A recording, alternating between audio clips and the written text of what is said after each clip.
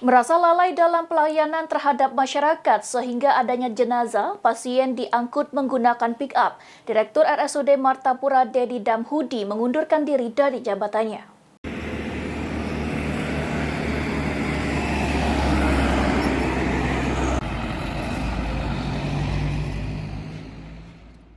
Viralnya video kekecewaan masyarakat akan buruknya pelayanan RSUD Martapura viral di media sosial. Direktur RSUD Martapura Dedi Damhudi memutuskan mengundurkan diri dari jabatannya. Pengunduran diri Direktur RSUD Martapura tersebut dibenarkan oleh Sutikman, Kepala BKPSDM Kabupaten Oku Timur. Sutikman menerangkan dalam upaya meningkatkan pelayanan RSUD Martapura, pihaknya telah melakukan klarifikasi dengan jajaran manajemen RSUD Martapura dan Direktur RSUD menyadari kelalaiannya serta mengundurkan diri dari jabatannya.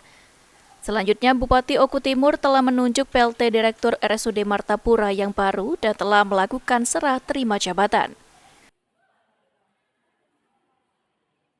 Jadi menindaklanjuti dengan pemberitaan dan dalam rangka peningkatan pelayanan di RSUD Martapura, bukan Oku Timur, RSUD Martapura. Tadi pagi kita sudah melakukan klarifikasi dengan jajaran manajemen Direktur Rumah Sakit Martapura dan mereka menyadari mengakui bahwa itu adalah kesalahan dari jajaran direktur, maka direktur dengan besar hati mengundurkan diri dari jabatan.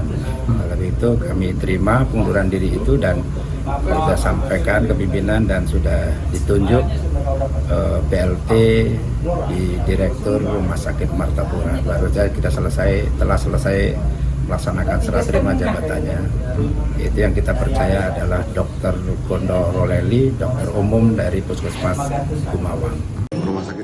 Sementara itu, Bupati Oku Timur Lanosin menyampaikan permohonan maaf kepada segenap masyarakat Oku Timur atas kelalaian pelayanan RSUD Martapura.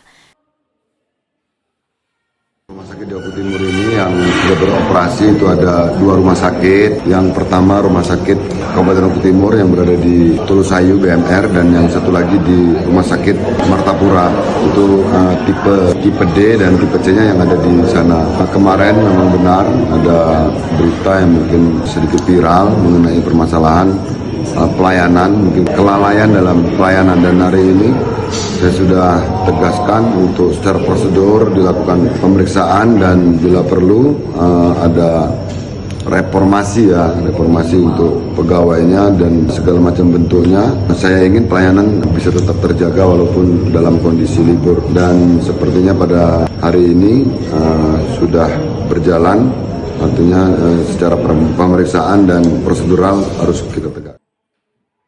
Elvandri Jafriyadi, PAL TV.